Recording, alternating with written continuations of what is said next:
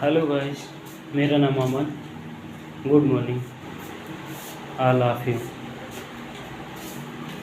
मैं आपको आज महात्मा गांधी के बारे में कुछ बताने जा रहा हूँ। महात्मा गांधी की जयंती सभी लोग धूमधाम से आज मनाएंगे। मैंने भी अपने विचार प्रस्तुत करने के लिए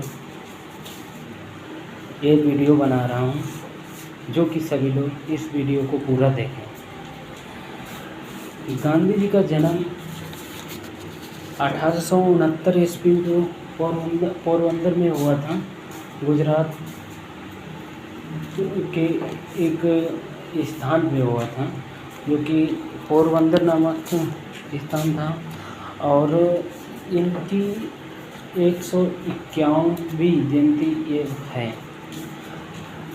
151वीं जयंती पर लोग इसको धूमधाम से मनाएंगे और इनके बारे में बहुत सी कहानियाँ प्रचलित हैं।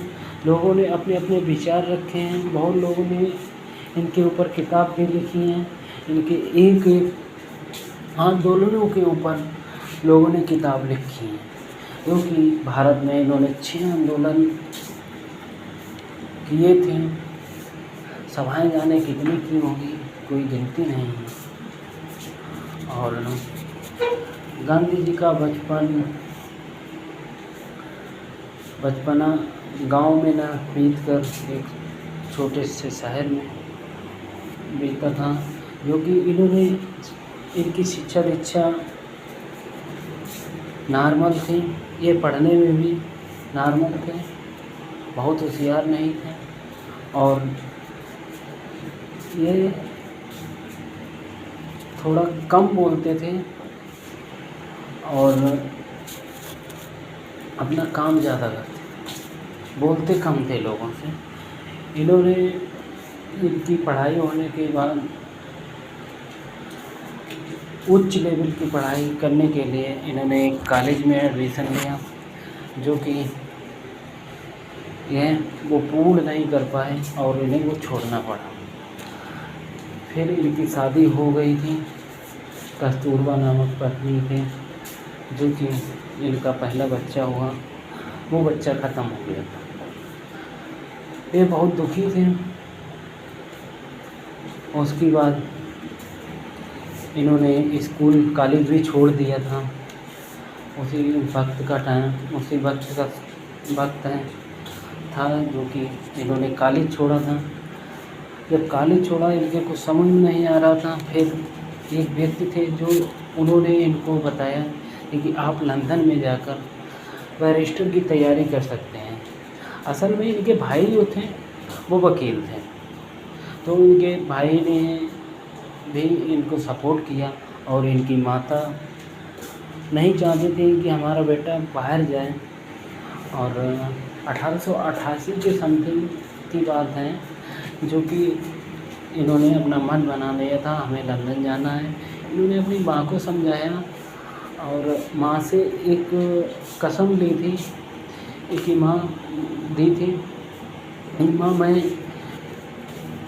बाहर लंदन में कभी मांस वगैरह नहीं करूँगा।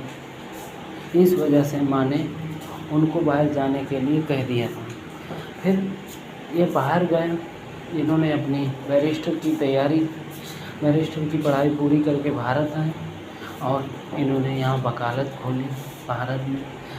जब भारत में वकालत इनकी चल नहीं पाई, इनके जो भाई थे वो जहाँ बैठाते थे वहाँ किसी न किसी से, क्लाइंटों से इनकी बहस हो जाती थी, लड़ाई हो जाती थी।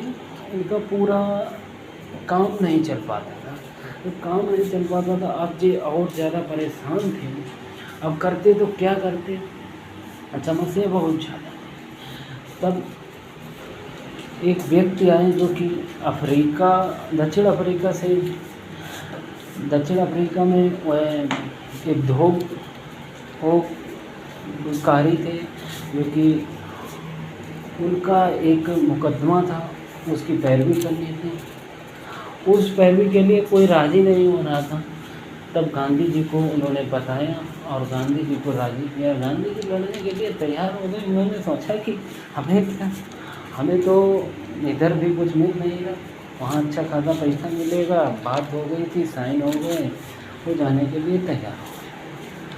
अब अफ्रीका जाना था, इसलिए उन्होंने फर्स्ट क्लास की टिकट करा ली थी ट्रेन की, जो कि वे फर्स्ट क्लास की ट्रेन में बैठ के अफ्रीका के लिए रवाना हो गए।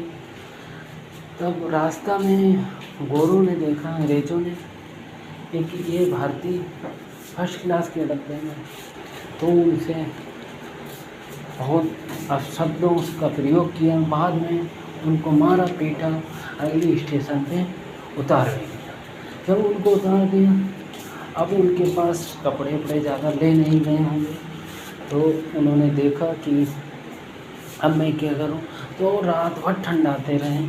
फिर सुबह हुई, वो वहाँ से निकल लिए, अफ्रीका पहुँचे।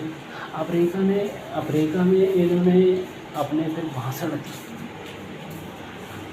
दिए। उस भाषण में बहुत से लोग इनके भाषण सुनकर इनसे प्रभावित हो गए थे, और इन्होंने जाकर वहाँ के कोर्ट में फिर उस मुकदमे की पैरवी की।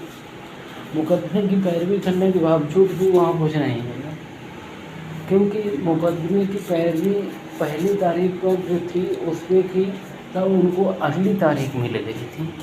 जब अगली तारीख में जाते थे तो उन्हें और अगली तारीख मिल जाती, तारीख पे तारीख मिलती थी और कुछ नहीं मिलता ना। उन्होंने अपने क्लाइंट को समझाया कि भाई साहब, आप ऐसा करिए, आप सलाह कर लीजिए तो ज़्यादा अच्छा रहेगा।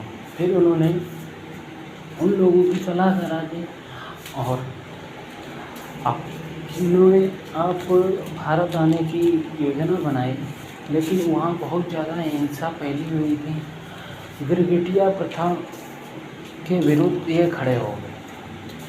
गिरगिटिया प्रथा के विरुद्ध जब खड़े हुए, तब इन्होंने, इनके साथ लाखों लोग और भी वहाँ तैयार हो गए थे, क्योंकि जो वहाँ कार्य खेतों में कराया जाता था, जो 1960 में भारत से 1860 में भारत से जहाज़ों से लोगों को ले जाया जाता था, 1890 तक ले जाया गया था।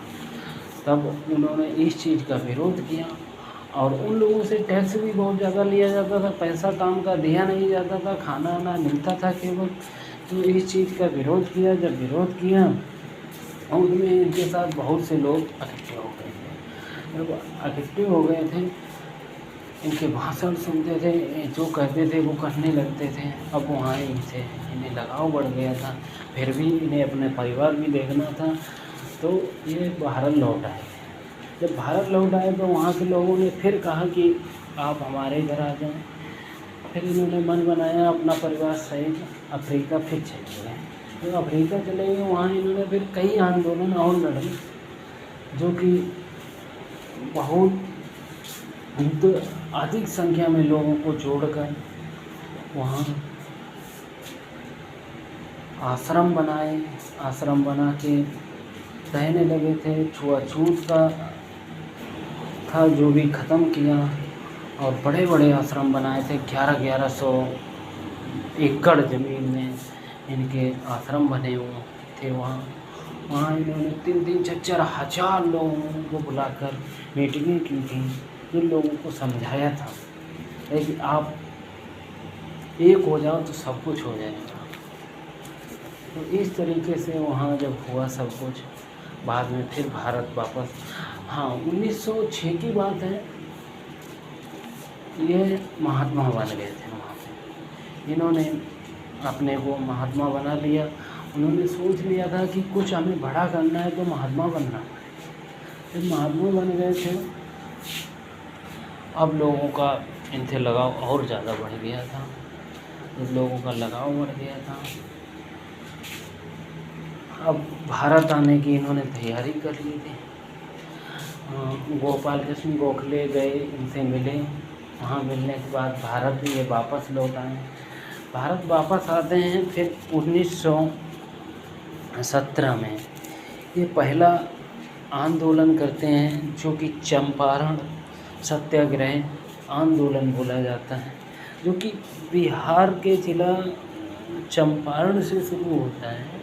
ये बिहार के चंपारण ज़िले से शुरू किया जाता है, जिसमें इनको सफलता 70 से 80% मिलती है। जब इनको वहाँ पे सफलता मिलती हैं तब ये एक दूसरा 1918 में फिर आंदोलन करते हैं, खेड़ा आंदोलन, जो कि गुजरात के गांव से शुरू हुआ था, खेड़ा गांव से चालू हुआ था। इसमें इन्हें सफलता मिल जाती है। फिर अंग्रेज़ों ने एक रॉयल एक्ट चालू किया था, जिसके विरुद्ध में ये उतर गए थे। उसका नेतृत्व कर रहे थे, विरुद्ध नेतृत्व कर रहे थे। उसमें इन्हें सफलता और अच्छी मिली और कामयाब हुए। रॉयल एक्ट को अंग्रेज़ों को वापस लेना पड़ गया। फिर इन्होंने नमक सत्याग्रह आंदोलन चालू किया, जिसे दांडी यात्रा भी कहा गया है, जो कि यह 12 मार्च 1930 को लागू हुआ था, चालू किया था। यह साबरमती आश्रम से अहमदाबाद तक, दांडी गांव तक 24 दिन तक पैदल मार्च किया था, जिसमें बहुत चीज़ों का विरोध किया गया था। और फिर उसके बाद दलित आंदोलन हुआ था। दलित आंदोलन में छुआछूत को दूर करने के लिए गांधी जी ने ये आंदोलन 1933 में शुरुआत की थी और इसमें सफलता उनको अच्छी खासी मिल रही थी। फिर इन्होंने 1942 में भारत छोड़ो आंदोलन किया। भारत छोड़ो आंदोलन में इन्हें सफलता और अच्छी मिली थी।